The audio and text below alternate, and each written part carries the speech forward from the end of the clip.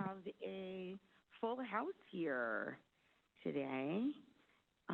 Good morning, and thank you so much for that wonderful technical effort over there, making it happen. I know that was a lot of pressure, but we thank you. Good morning, everyone, and welcome to the AB 2849 Worker Ownership Study Panel Meeting.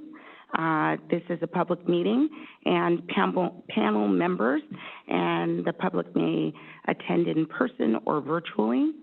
I am Carolyn Gray, Director of the Office of the Small Business Advocate in GoBiz, and this panel's chairperson. This meeting is officially called to order. And if we could have a roll call, please. Jessica Pitt. Here, present. Thank you. Ray Crisatiello. Here. Thank you, Ray. Denise Tugade. Present. Maria Salinas. Present.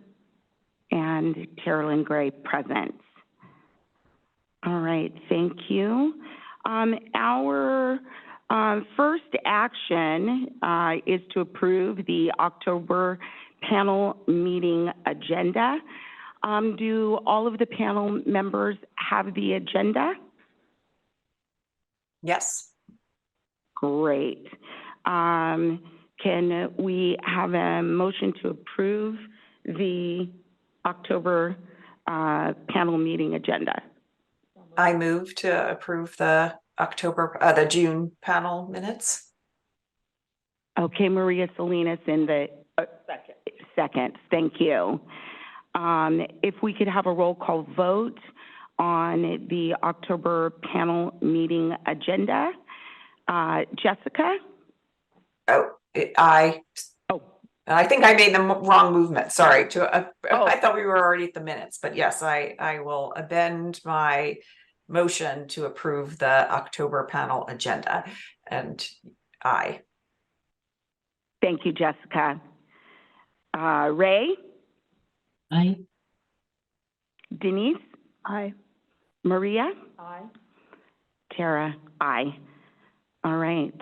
The October panel meeting agenda passes.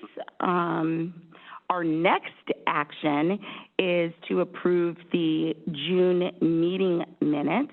Do I have a motion to approve the minutes? So moved.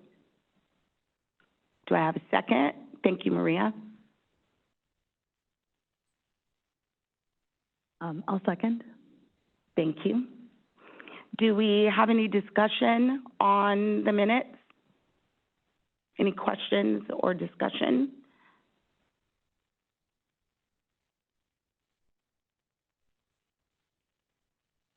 Okay, hearing none. Roll call vote. Jessica? Aye. Ray? Aye. Denise? Aye. Maria? Aye. Tara? Aye. All right, June meeting minutes have been approved. I think the next item we have on the agenda is the summary of public comment on the initial study design. Jennifer, I'd like to turn it over to you. Good morning, and thanks, Jillian, for the technical support. Hello, everyone. So I just wanted to give a quick kind of summary of where we kind of went since our last meeting. So we held our first meeting in June. We scheduled our second meeting in August after our study contract was executed. And we planned to have an initial presentation and discussion of study design. But unfortunately, we needed to cancel that meeting. And so we decided to turn kind of that space into a public comment period where the principal investigator laid out a few questions that would have been asked of the panel and the public at that meeting. So on September 5th, we issued a call for public comments requesting input on recommendations for key industries for the study, recommendations for case studies, and recommendations for key informant interviews. We received 6, and as of last night, 7 public comment and panel member comments. We've aggregated them and sent them to the PI. There was some discussion on if we would make them public at this time, but because for both case studies and key informant interviews, names are provided and informed consent for, whether or not they can be identified in the study has not been obtained. So we're going to hold on that for now. The PI has it. And based on the study process and the study protocol for obtaining informed consent, that information may or may not be provided in the future. So I'll turn it back over to you. Thank you, Jennifer. I appreciate that. Do we want to take any questions on that or any? Yeah, I'd like to open the floor for questions of Jennifer regarding what she has shared on the initial study design. Comments as well.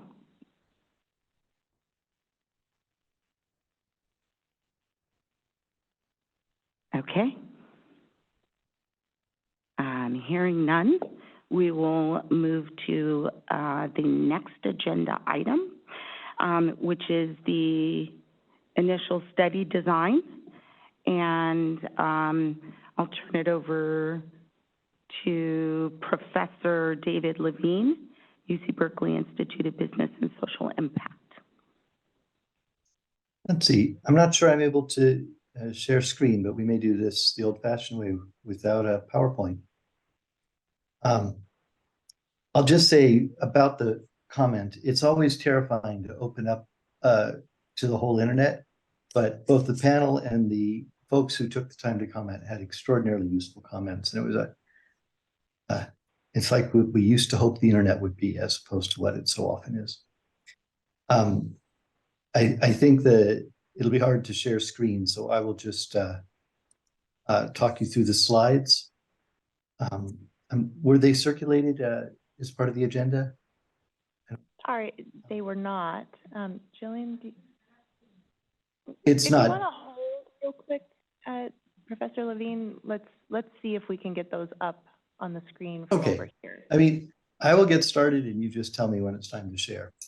Let me just start by saying there's a little bit of employee ownership for a lot of people. About 20% of the employees in the US say they own stock in the companies.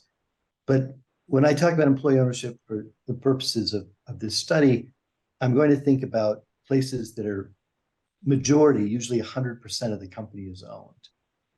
And I will focus more, the team will focus more where lower wage employees specifically have opportunities for ownership and where there's some democratic opportunities.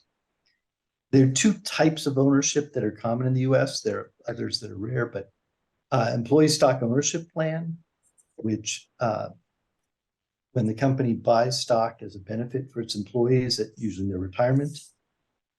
In most of these, employees don't necessarily have any governance rights. But we'll talk about the exceptions that we'll be focusing on. And the other type of ownership is worker cooperatives, which tend to be smaller, democratic, worker-owned and worker-governed business, where typically each employee owner has one share, one vote. Employee stock ownership is vastly more common. There's about 10 million people working at over 6,000 ESOPs. But again, most of these are not particularly democratic. And so they're not the focus of what we'll be doing. Studying, maybe 10% of those, so about 1 million workers, are at majority or entirely worker-owned firms. There's far fewer workers, maybe about 10,000 workers in the US, at 600 or so worker cooperatives, these typically smaller, democratically owned and governed businesses. And what I want to emphasize is in some sense a puzzle that proponents claim these democratic employee-owned firms have higher motivation and productivity for employees. They build employee wealth, and they create an empowered workforce that is respected at work, these outcomes, particularly building wealth and being respected at work, are very important in low-wage sectors. But to an economist, that leaves a mystery. If democratic employment firms are so good for productivity and for employees, why are they so rare? And there are two sets of answers. Maybe they're just not as productive, right? That there's a lot of coordination cost to democracy. Nobody wants to go to more meetings. That employee-owned firms may have disincentives to expand, because if you're a profitable firm and you hire more workers, you're diluting the profits per worker. Employee owners may be overly risk averse, and so forth. But it's also possible that employee-owned democratic firms are actually efficient, and their market failures or government failures getting in the way of them spreading. And so some of this could just be information problems, that business owners that could found an ESOP when they retire, or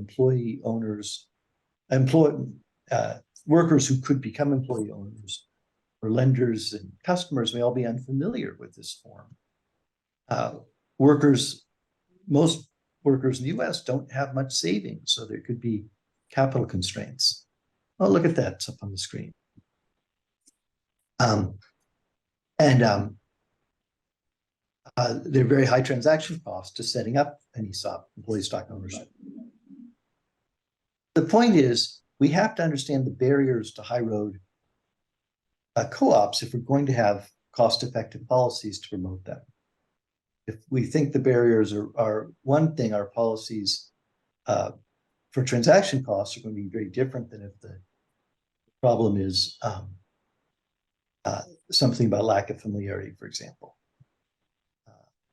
Next slide, please. So just to introduce myself, I'm a professor at the Haas School of Business at Berkeley. That I will be advised by Adria Sharp, who's able to join us today at Rutgers Institute for the Study of Employee Ownership, and Doug Cruz, who's the director there. Next slide, please. It was great because a number of people said, hey, you should work with the Rutgers Institute. And I already had these people on the team because that was a good piece of advice. The research team also includes, I'll talk more about the case studies, but case study researchers, Amin Sunji at the Rocky Mountain Employee Ownership Center, and Mackenzie Scott, who's at the Institute for Work and Employment Research at MIT Sloan School. Next slide, please. So I want to talk about the several ways we're going to approach this question about just what are the barriers to democratic worker-owned firms. We'll review the literature. We'll do some expert interviews with key informants. We'll do some case studies and surveys, and I'll talk about each of these in turn. Next, please. Next. So there are a lot of literature reviews out there, many done by the Rutgers team. Next slide. What they have not done consistently, some have and some haven't focused on majority or 100% employee owned, and really focus on the low wage sectors, that we're interested in the opportunity that this forms of ownership give to historically disadvantaged communities and low wage workers. So we'll be looking at the literature with an emphasis on these sectors. This will largely be a verbal summary. We're not going to do a quantitative meta-analysis, but we'll summarize the meta-analyses that others have done. And again, I'm going to ask everyone for comments, so please panelists, feel free to stop me, or we'll have questions at the end. Next slide, please.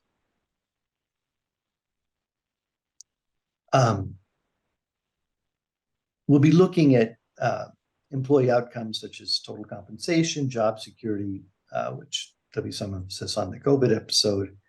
And then the literature is smaller, but I'm very interested in this idea of respected work, that low-wage sectors a lot of workers are treated quite poorly, and the role of employee ownership in reducing sexual harassment and improving respect at work. Next slide, please. And the next. So there are a lot of people who work very hard in this sector trying to address these barriers, and we'll be talking to people working at national networks like the National Center for Employee Ownership, Democracy at Work Institute, local networks, and maybe some of the local networks outside of California. What I want to emphasize is I'm not exactly sure at this point who we'll talk to. It depends partly on. Excuse me, Dr. Levine? Please. Yes. You have a couple of questions here from panel members. Would you like to take those questions? Oh, during yes. the I'm sorry. presentation? I cannot You can't see. process everything all at once. I don't Yeah. see questions or chat, so I don't know where they are.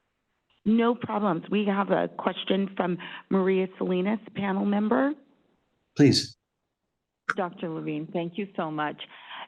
Just for my clarification, then, the way I understand this is what you're looking at, you've defined employee ownership between what an ESOP plan provides versus like a co-op, right? Like those are two models that exist today.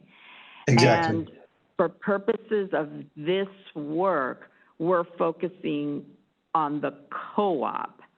No, we will also examine ESOPs are vastly more common. Right. Even if we look just at ESOPs with majority ownership, it's close to 1 million, whereas co-ops are closer to 10,000, so 1% as many. Now, not all ESOPs, even when majority owned, are very democratic, but we will be considering ESOPs. Oh, okay. So that was my question then. For purposes of this exercise, we will be considering both. That's where it was.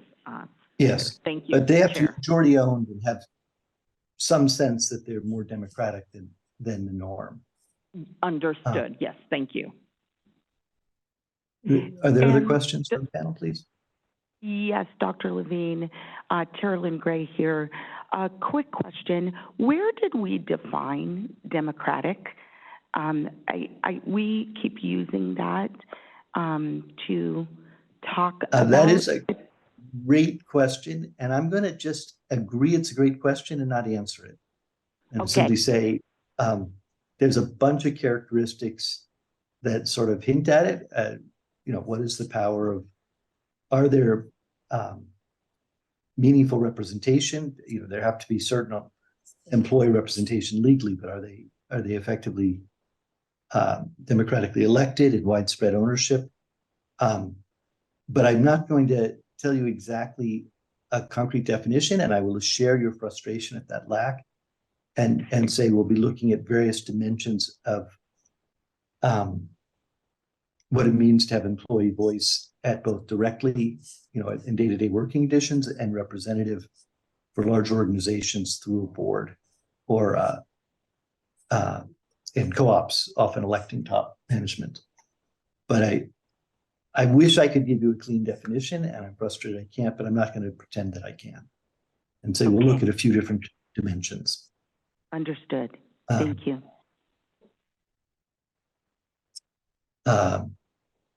There is actually one more question, David, in the chat, or I don't know if you can see it, but I'll read it to you. Yeah, no, I can see it, and I'm going to answer that question immediately after. Okay, perfect. We're going to keep going, but that is a very important question. Please don't think I'm ignoring it, just saying I want to wait a few slides. Next slide, please. So I just want to say, I'm not committing to say exactly who we're going to interview, although the expert who answers in that question is high on our list. Next slide, please.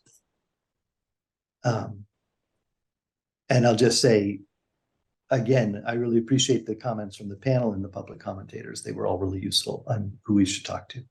Please keep going. So a lot of what we want to learn about these associations are their perception of the barriers and what policies would help. And each of them is trying to overcome some of these barriers, so understanding what they're doing and the evidence of success. Next slide, please. We'll be talking to some experts who specifically are focused on disadvantaged communities and low-income sectors. And keep going. And then we'll do a couple of case studies, again, focused on low-income sectors and somewhat democratic workplaces. Again, co-ops tend to be democratic. For ESOP,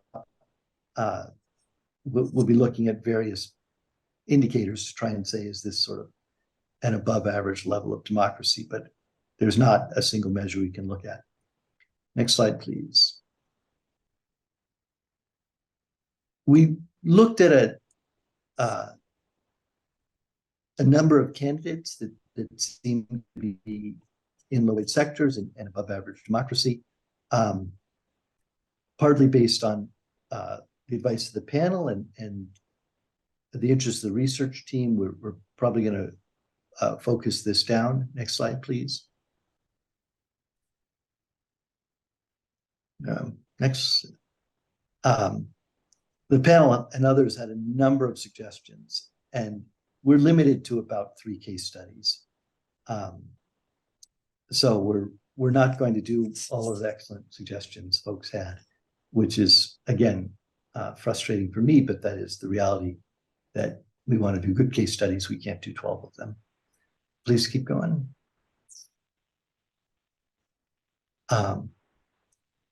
The original request for proposals had asked us to look at a few sectors. Allied health services had been one of them, and we'll probably do a co-op in that sector. And then several panelists and commentators suggested home health care. And this is obviously a low-wage sector with a lot of immigrant women particularly. And we'll probably do 1 co-op and 1 ESOP, with a small co-op and a larger ESOP. And then for each of these case studies, we'll be looking at a matched employer in the same industry and region of very roughly similar size. So in answer to the question, we'll be looking at the impact of cooperatives. Well, paired case studies isn't large enough to sort of say what the causal impact is, but we'll be able to say a little bit about the differences from these case studies. The fun part of case studies is you get to get stories and try to understand the perception of workers and managers in more depth than when you're doing surveys. The weakness, of course, it's hard to do statistics on a sample of 3 pairs. So we're not going to make broad causal statements about productivity, but we should have some insights. Next slide, please. Keep going.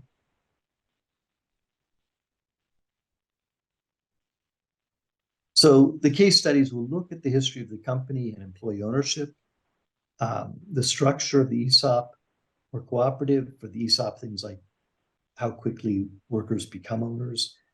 For the co-ops, how you become an owner.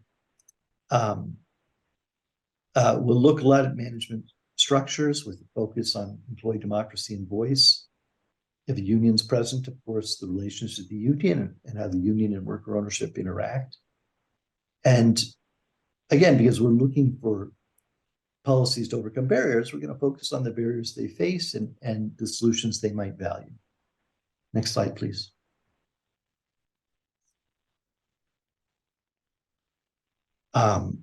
So in answer to the question about when we look at productivity, yes, we will look at productivity and profitability. Again, a very small sample is going to limit our ability to make strong statements. And then we'll focus a lot on the outcomes for employees. Again, wealth accumulation as in literature review, compensation, job security, career paths, perception empowerment, and this outcome that I hadn't thought as much about. Adria pointed out when we first started discussing this that respect at work is really an important outcome in these sectors. So Next slide, please. Up next. And keep going. So we will be looking at some survey research. One hypothesis is that potential employee owners may not value employee ownership. It's unfamiliar. They may not realize it's a way to build wealth or have better jobs. So we may do an online sample and see if, when we describe a hypothetical job, the employees favor or are averse to working for employee ownership compared to having dental benefits or whatever else. So this is an established method I've used for other topics that we may do. Next slide. What is more likely is we'll compare surveys from an online sample of mostly capitalist workers at capitalist firms from survey at worker-owned firms. Next slide. NCO, the National Center for Employee Ownership, which is ESOPs and Rutgers, have each done employee surveys, and we would be able to look at a lot of interesting outcomes with a matched sample from an online survey. Again, the same familiar set of outcomes on compensation, respected work, and so forth for population sectors or demographics that historically have been disadvantaged. We'll continue. Next slide, please. So the sort of hypothesis we'll look at is that employee ownership really improves respect and reduces harassment in low-wage sectors more than it does in high-wage sectors. And the intuition here is quite simple. In high-wage sectors, you're usually treated pretty politely. And it's exactly in low-wage sectors that there's the most room for improvement. Next slide, please.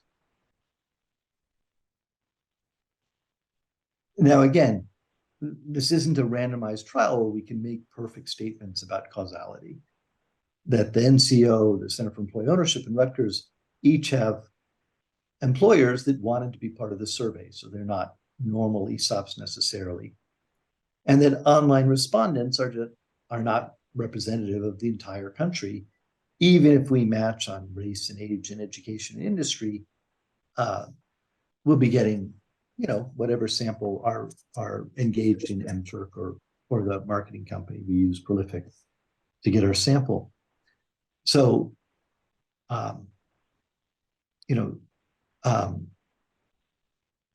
that Hillary Abel asked, will we be doing original research? We will be doing original research. It will be high quality, but it will not answer definitively the question. That part of what I do is run randomized trials, and this will not be at that level of conclusiveness. But it is going to be, I think, the best evidence we have on these important questions for this sector. Although, since Project Equity has some research I haven't seen, maybe this will be the second best, and we will refer to theirs as well, which I look forward to seeing. And next slide, please. Are we done? No. I was supposed to discuss ethical review. I'll just say we're going to put everything through Berkeley's ethical review. Next slide. Particularly the case studies and employee surveys we'll make sure are given review. Next slide, please. Next. So we'll be trying to understand the effects of democratic employee ownership. Again, with cautions, I haven't really defined democratic, which is both on purpose and frustrating to me as well. But although we'll have a literature review, we'll do our case studies, we'll do our statistical work, none of these are perfect methodologies. That's why it's important to use multiple methods. To the extent employee ownership with employee involvement in democracy does look as if it delivers these benefits to productivity and employees, it makes us want to think about the barriers. And this is a topic I've been studying a long time in barriers to high involvement workplaces. And when you understand the barriers, it helps you understand what are the appropriate policies. If the existing training materials are missing some topics, we can fill in some topics. If the existing training materials are all in English, well, it's pretty cost effective to translate into to Spanish or Chinese or Filipino languages. If the problem is the high transaction costs, well, the state of California can't change federal rules on creating ESOPs, but we can look for the low-hanging fruit there. If it's hard to learn best practices, that would make us think about promoting networks or building up the existing networks. And again, there are other policies.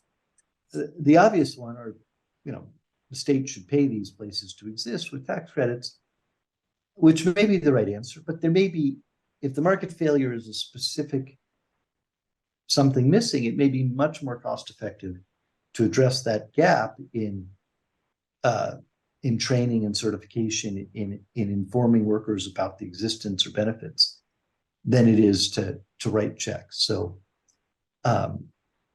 we don't have policy conclusions now, but I'm just saying, the better we can understand barriers, the better we can tailor policies that cost effectively address them. Next slide, please. Next slide. So I have two sets of questions for you. Next slide, please. This is our tentative timeline.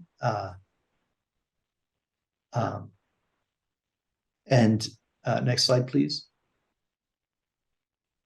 My first question is when you would like to meet.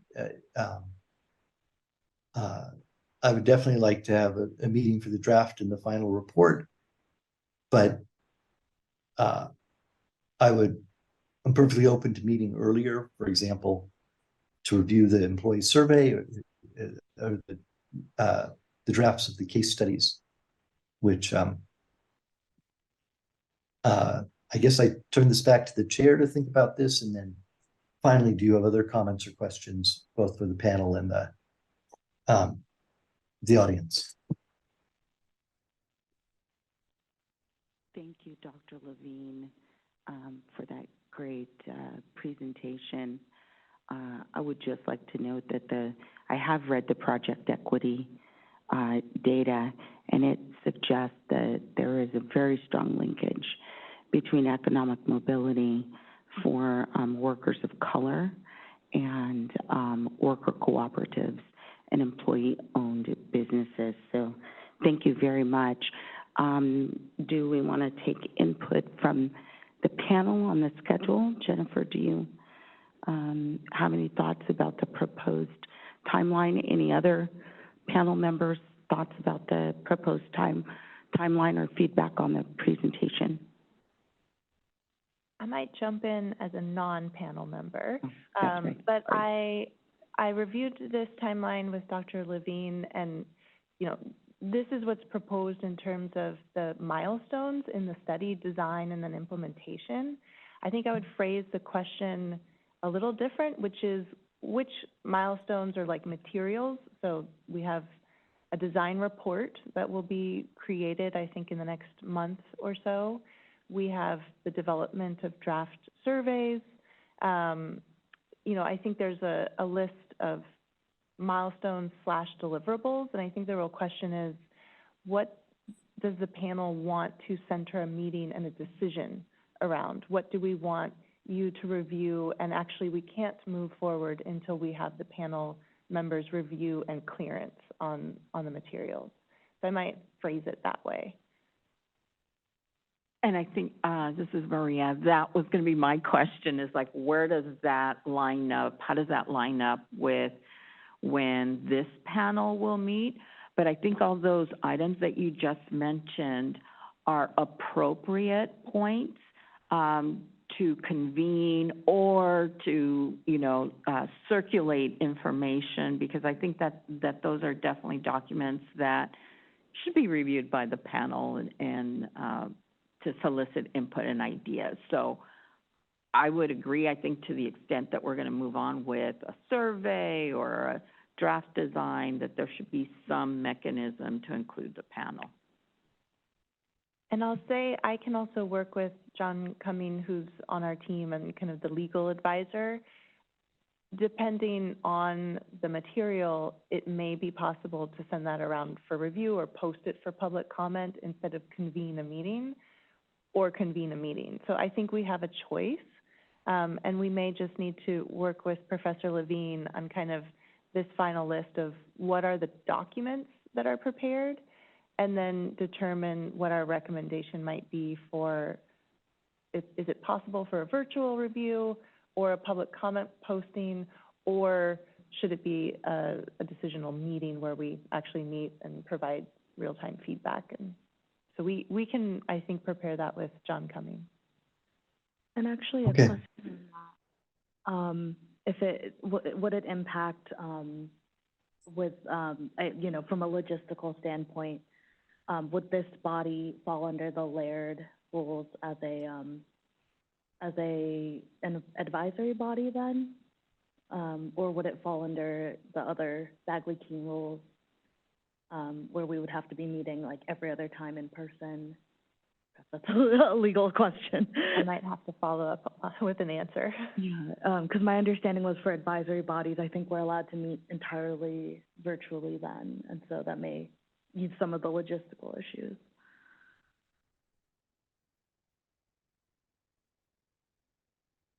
That's a great question, Professor Levine, and I think we can come up with that list, and I think we can work with John Cumming to define what our options are. Depending on options and depending on where we land, we may need to convene a meeting to have a final decision. But I think because of the shift in the Bagley-Keene Act, that meeting can also be 100% virtual. Yeah. John Cumming has raised his hand. John, you can speak now if you'd like. John?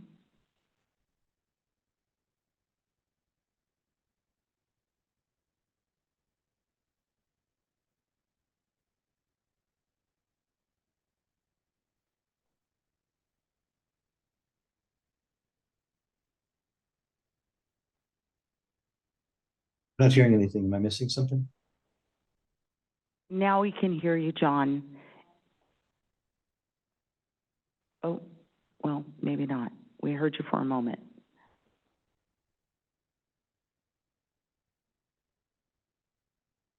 So why don't we just open to more general questions and come back to the schedule when technology permits. John, excuse me. We didn't hear what you were saying.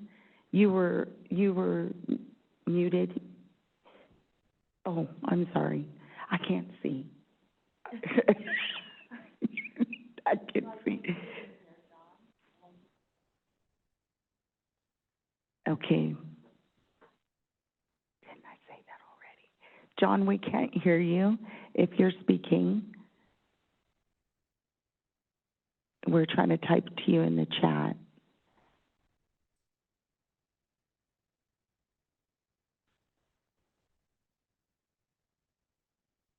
Oh, he's writing in the Q&A. All my settings should allow me to speak, but no one can hear me. Okay. So unfortunately, we agree that we can't hear you. But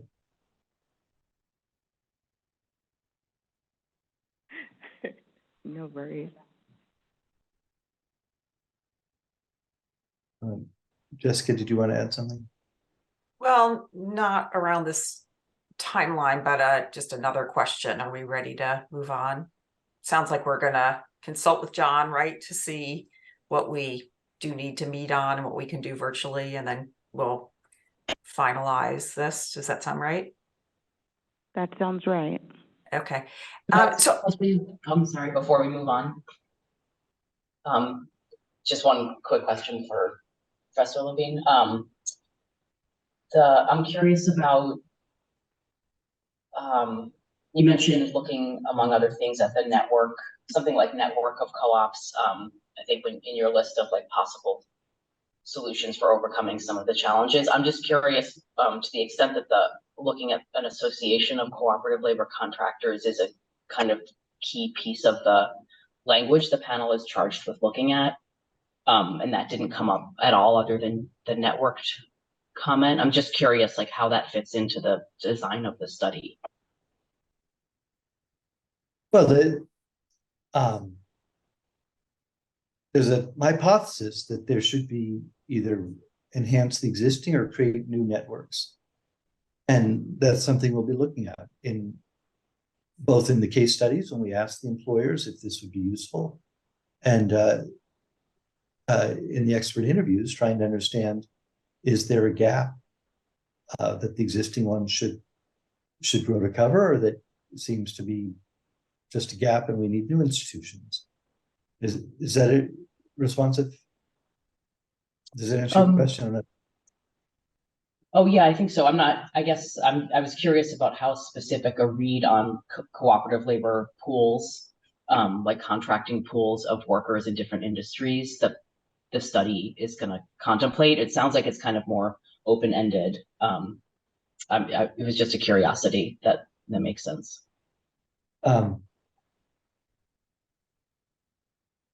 Again, if you have any literature suggesting this is a valuable approach, which anecdotal, all types of evidence, I don't mean it has to be statistical or anything, please do share it with us. I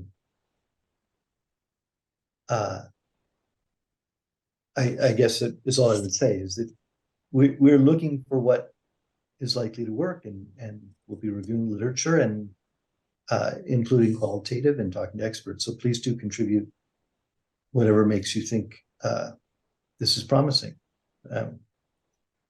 If I knew the right answer, I wouldn't do research. I would be advocating for the right answer, but I'm not in a position to do that. So that's why we're doing the research. But I'm totally open to any particular solution. Thank you. Other comments, suggestions, questions? Well, my question was actually going back to the case studies, and I'm actually wondering if you can go back and look at the slide again with the case studies that you're contemplating, and would just be interested in some discussion around whether those are the right ones and what that sounded like. Maybe 2 you're a little clearer on, a third is open-ended, and whether we might want to weigh in on that. I think 1 or 2 slides before are the front runners.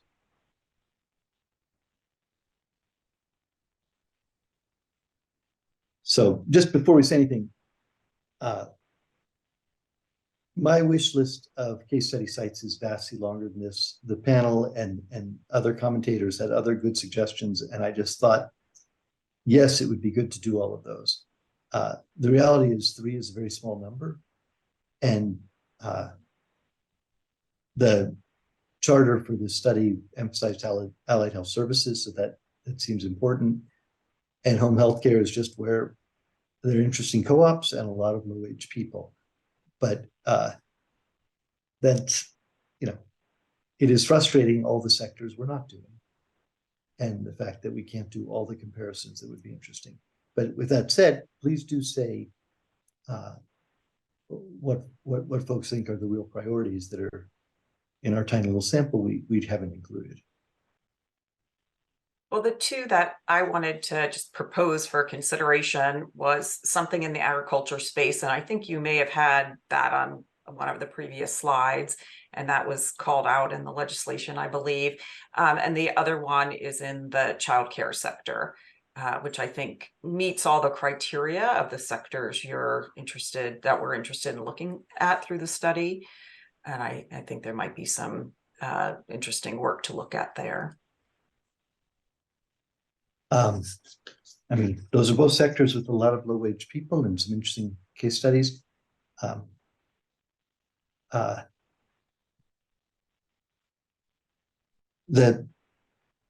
The example given in the earlier in agriculture was not really a co-op. It was a more of a school for workers. So I wasn't quite sure what they intended, but we did look at some farms. We actually didn't look at particular childcare co-op examples, but we can revisit and see. Are there comments on sectors that either agriculture and childcare or other sectors that we think should be priorities?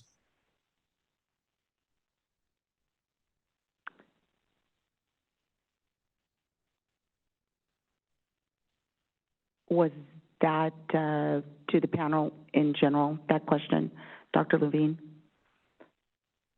Yes. And the audience, if they had sectors or co-ops or ESOPs they thought were particularly important to look at. Hi, this is Ray. Again, I would say that the Arismendi Association of Cooperatives, because it is a networked system, it happens to be bakery, so food service, and they also have a construction cooperative. That would be a really key one to look at. And it's been around for quite a long time. It's very successful.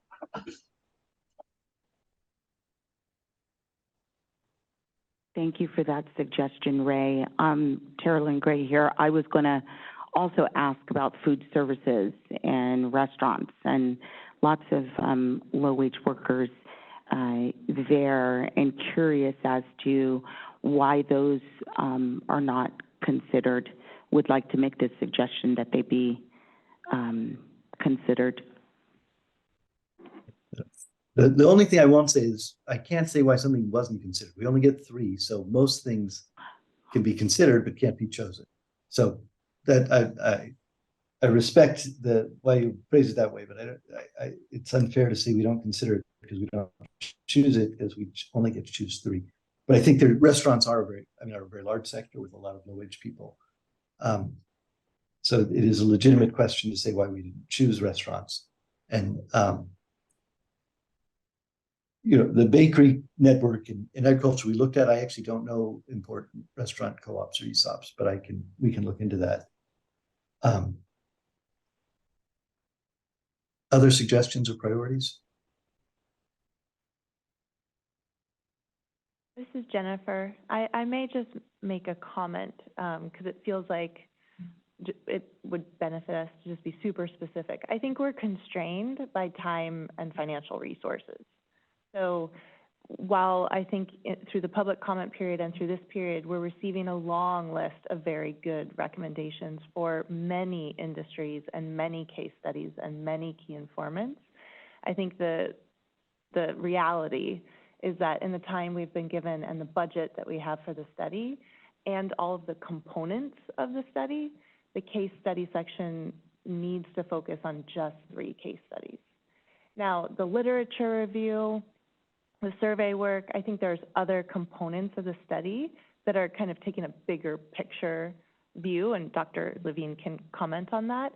But I just want us to be, again, clear that we just have to have trade-offs because of time and financial resources. So the fact that given what we have, we can do 3 case studies, I don't think that limits the whole study. It just limits what will be done in the case study component of the study. And let me just add,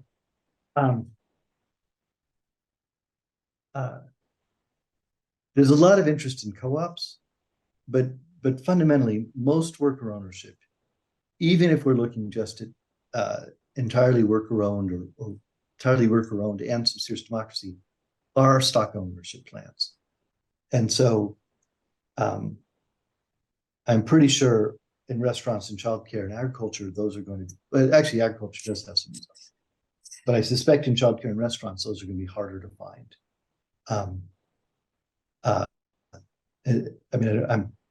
Adria knows more than I. I didn't actually introduce Adria at Rutgers Employee Ownership and Profit Sharing Center, but she was on with her image a few minutes ago. But the other Rutgers advisor, Doug Cruz, and I are economists. Adria is a sociologist, and we'll is helping to think through all elements of the study, from who to talk to, it's the experts, and case study selection, and the methods, and so forth. But because I think it is important that we include an ESOP, which in some of these sectors, Adrian may, but I don't know any childcare or restaurant ESOPs. They must exist in restaurants, but I don't know of any in California. Do you, Adrian? Yeah, she's not. Hi. Nothing comes to mind. Hi, everybody. This is a great discussion, and I appreciate the sort of the sentiment underneath all of these suggestions, because if we think about low-wage workers and the target populations we're concerned with, it absolutely would theoretically make sense to zero in on food service and a number of other sort of low job quality sectors. I know of many ESOPs in kind of like the retail and grocery store universe. I do not know, I cannot actually think of a single ESOP company in the restaurant sector. Childcare, obviously, there are a number of efforts to create childcare cooperatives, some successfully, but there too, I actually don't know of an ESOP in the childcare space. But just reiterating what Jennifer said, I think as part of the literature, we will cast a literature review, we will cast a wide net and kind of canvas for every single case study or study that's been done. So if there exists a case study, even a short one out there, that has documented worker ownership in food service and some of these other sectors that we're not able to create a fresh case study focused on ourselves, we will absolutely capture all the data that we can that has already been developed. Because all of these sectors that are being mentioned are really sectors that are important to consider. And so just reiterating what Jennifer said, it'll all be caught in the broader net of the study. Even if we're not able to lift up and really drill down through one of our original case studies. Thank you, Chair. This is Denise Tugade, and wanted to second Jessica's suggestion of childcare as one of the case studies. I think it would be really interesting. We have allied healthcare and then home healthcare highlighted here already. And so maybe really zeroing in on care industries to really tell a story would be really interesting given our limited, time budget. I think that, those are distinctive industries, but they're also low-wage workers, disproportionately women of color, immigrants.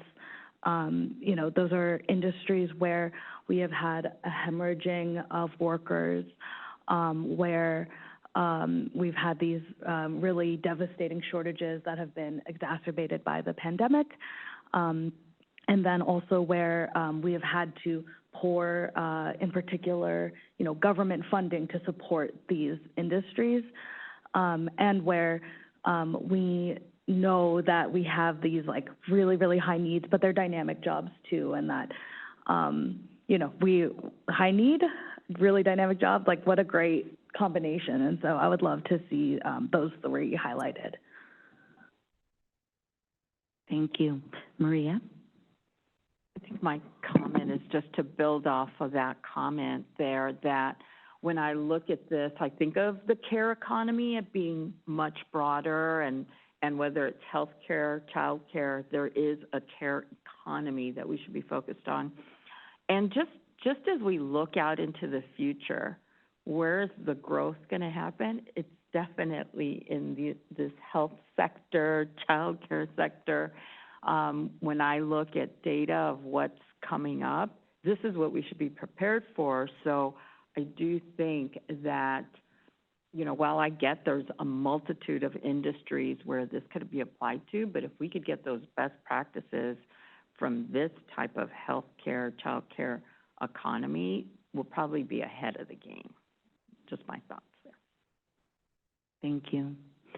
I'd also like to know is one of the things that we see a lot in my office is where an employee has worked for an organization, the owner is retiring, and the employee makes a purchase. of the business, is there a place for employee acquisition where it may not necessarily be an ESOP or a co-op, but the last one I attended, I'm thinking of the employee worked there for 19 years. The husband and wife couple wanted to retire. That employee and his wife purchased that bakery. I'm just curious, do we have a place for that type of employee ownership in the study or not? That's I'm not sure currently Dr. planned.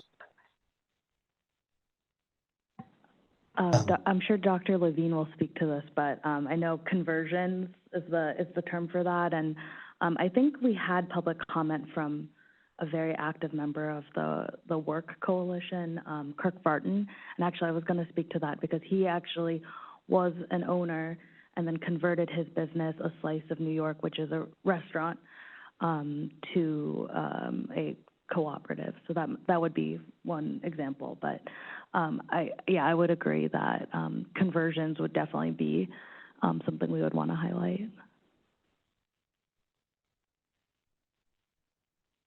Dr. Levine, Uh, go ahead. I'm going to just say we started with folks on co-op. I broadened to ESOP, and we're probably not going to look at other types of and so forth, given our constraints. But you are welcome to lobby for another study next year because these are important variations on the theme that are worthy of study, but not in the short time that we have. Jessica? Sure. I think I'm going back to the question that Ray was asking earlier. And, you know, I'm looking back at the language of the statute, which really calls out the studying the establishment of an association of cooperative labor contractors that is specifically focused on cooperative labor contractors, and my understanding is there's worker-owned cooperatives, there are ESOPs, and then there are cooperative labor contractors, and those things are all somewhat distinct. So I just want to make sure we all are on the same page. I sort of came into this meeting not thinking that this work was really going to look at ESOPs. So just want to make sure our focus is in the right place. I mean, our case studies are what we're planning now. We may change it based on your comments. Are cooperative labor contractors, and so that's not the whole universe of employee-owned firms, but that is what we're focusing on. And there exists a number of existing. Sorry for the redundancy. There are networks and associations of various types of co-ops, and we'll be looking at this. I'm simply saying it's not a coincidence that we're looking at worker-owned labor contractors, that because of that's what the request was for, and we'll be seeing if specifically an association of them or building up existing associations or something else is what addresses market and government failures that could be impeding a bunch of good jobs. What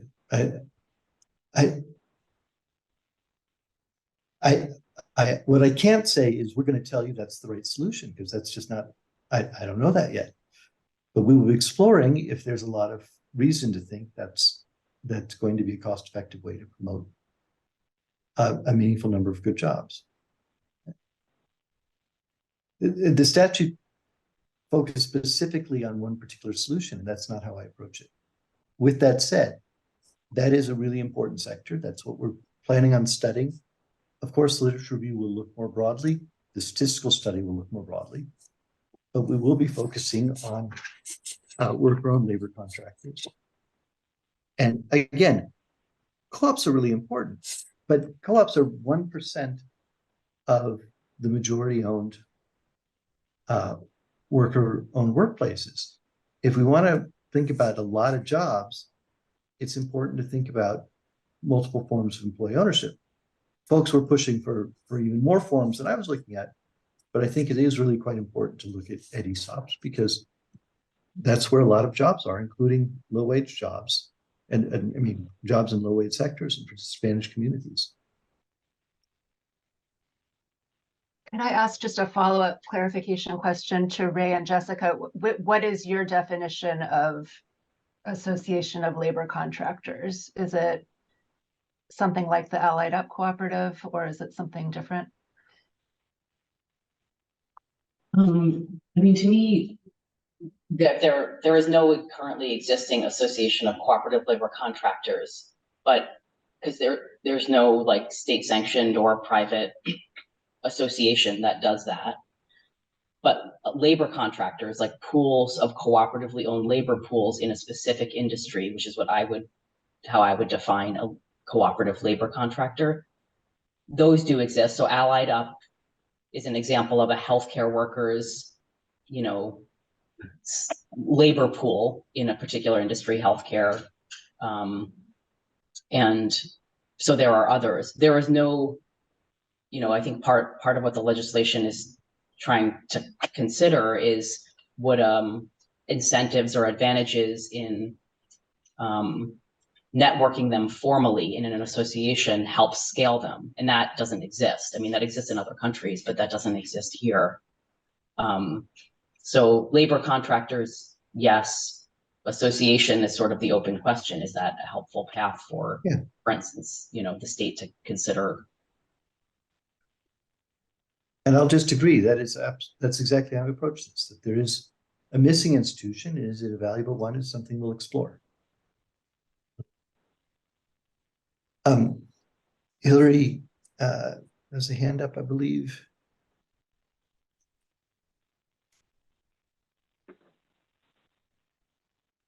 Yes, hi, good morning, everybody. Thanks for letting the public join in on this. This is a great conversation and one I'm really interested in as someone who's been developing worker cooperatives and helping transition companies to all forms of employee ownership for about 20 years. So I'm really grateful that the state is taking this on, and I think it's also going to help to inform the implementation of SB 1407, which will hopefully be beginning sometime in about a year or so, and also the work that many of us in California and in other parts of the country are doing to achieve the goals of the study. So just a couple of quick comments I wanted to add to the conversation. One, I am very happy that you're taking a broader lens and including ESOPs. I'm someone who came out of, 20 total years in the cooperative movement as a co-op developer and, creating new co-ops. But at Project Equity, we brought into ESOPs for the kinds of reasons you're discussing and for their incredible wealth building value and the fact that they are much more common than co-ops. So I think it's important to include that lens, but I hope that the panel and the study group will consider including that lens, but really focusing on co-ops, because I think that was the intent of the legislation. I have the good fortune of being part of the Rutgers community that Adria and Doug Cruz are such key leaders in. And so I'm somewhat familiar with the vast body of research on ESOPs, which is incredibly valuable. And I hope that this study won't spend time kind of repeating that. And I'd like to help make sure, I'm happy to send some follow-up emails or in a key informant interview, make sure you have really everything. I mean, Rutgers has collected a lot in their Clio library, but not everything. And I've paid very close attention and written a bunch of stuff myself. So want to help your study team actually start from everything that's already been done, because I think that will help you make a better contribution in the short time that you have. So I think the ESOP lens is really important, but there's so much less research on co-ops. And that leads me to my next point that I wanted to share, which was that I really appreciate, Dr. Levine, your emphasis on, is this because democratic employee-owned companies are not as productive or not as valuable to businesses and workers, or is it because of market failures? And I personally believe the latter because that's why I've dedicated my career to this, expanding democratic employee ownership especially. And so I would encourage you not to just look at what has been done, but to look at barriers, success factors to the relatively small number of cases where co-ops have either grown to a significant size through like the Arizmendi model or cooperative home care associates. Several things that I've written and others have written have really pointed to some of the success factors in those cases where they did grow to significant size. And I think one of our main limitations is the things that haven't been tried yet. So I think there's barriers, success factors, and things that have been done, and the things that haven't been tried, like the Association of Cooperative Labor Contractors. That's one of the ideas in the last 10 years that has really been innovative with a potential for scale that I think deserves to be looked at. And I hear you saying you will be looking at it, which is great. So I guess my summary comment would be that the study design feels like it'll make a valuable contribution to looking at the impact of what is out there in the world and the barriers to it. And I think that barriers conversation is particularly critical. I do think there's quite a bit of impact research and much less of it on co-ops. And I think the case has been made that these things work for quality jobs, et cetera. So really the question to me is really about strategy. So I guess I'd like to encourage you to think about how can your study help, and then for the panel to think about how can the panel and the study help to contribute to the field's understanding of how to scale, democratic or more democratic employee ownership for the benefit of low-wage workers. And I think practitioners have put a lot of thought into that. So I hope that you will really interview some of the most thoughtful practitioners in great depth and get your study group and your panel to really think about the strategies that have been tried but have been underinvested in, and the strategies that haven't been tried yet. Because I think we haven't done justice, I think, to the mostly self-created worker co-ops that have made good contributions to workers. And we haven't invested public funds and very few private funds in helping to develop more worker co-ops. And so that field of worker co-op development is an important gap that I'm seeing in what you're looking at, and that's a strategy question. So how can conversions or startups, but basically what can the state do? Can they invest in worker co-op development? Can they invest in subsidies to help companies transition or help startups succeed? Those are the types of strategy questions that I think those of us doing this work think will really help to position the state to make good investments when they do launch the Employee Ownership Hub, and to position their study to make a really additive contribution to the field. Well, I appreciate it. And you were already on our list of people to talk to, and now you're saying it has to be in depth. So now you volunteered for extra interview, and I appreciate for your volunteering. I'm more than happy to. Thank you so much. And also sharing the literature you've compiled that beyond, as Hillary said, Rutgers has a attempt at a universal collection, but of course nothing is universal, and we appreciate your enhancements to it. Thank you.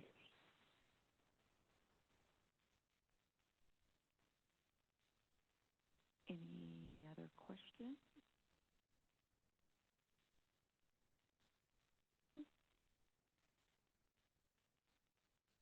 All right.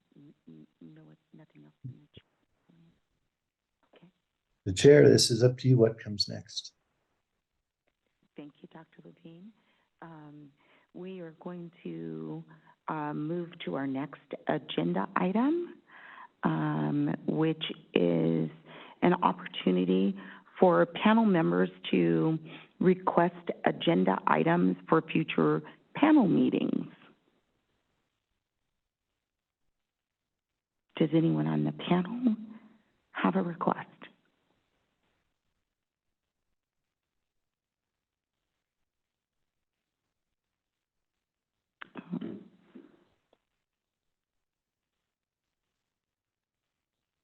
Denise? Sure. I think, this is baked into much of this conversation, but definitely would like to highlight how these models build equity into our economy. So, definitely want to highlight that in some way in the next agenda. Thank you. I'm sorry, whose suggestion was that? Apologies. That was coming from Denise Tugade. Thank you.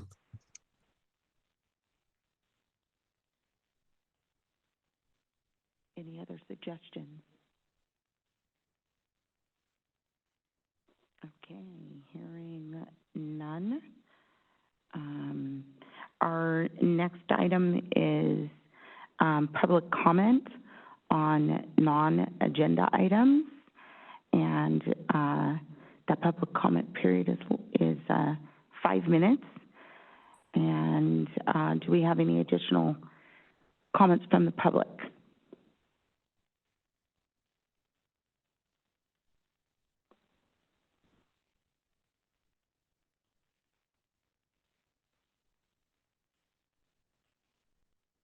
I see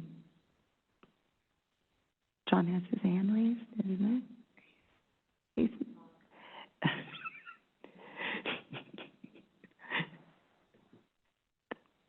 the dynamics of virtual meeting and in person, hybrid.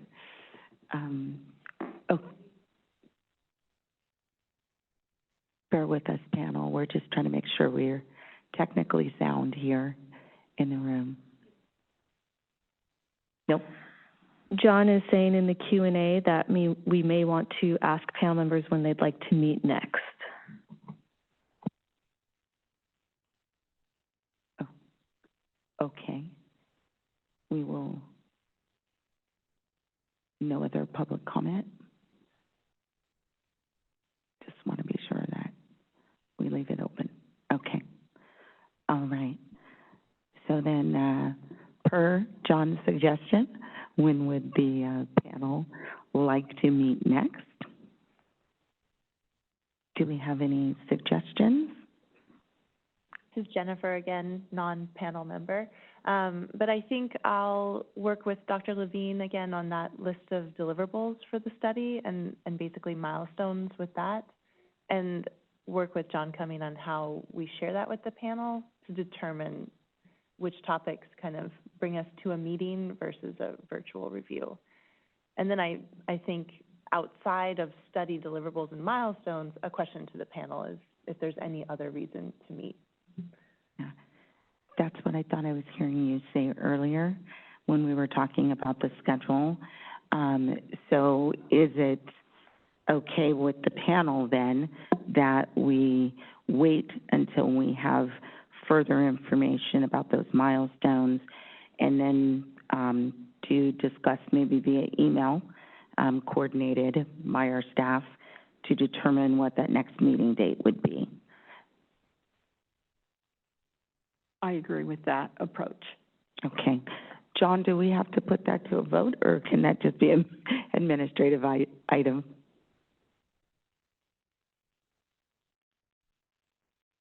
I think it's administrative, but I just want to make sure we're okay.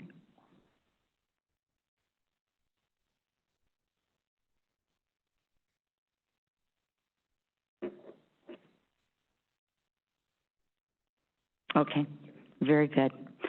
All right, hearing nothing else, I think that we did it today, ladies and gentlemen. This meeting is adjourned. Thank you. Thank you, everyone. And very sincere thank you to all of you for your helpful comments. And we will do our best to accommodate within our constraints. Thank you.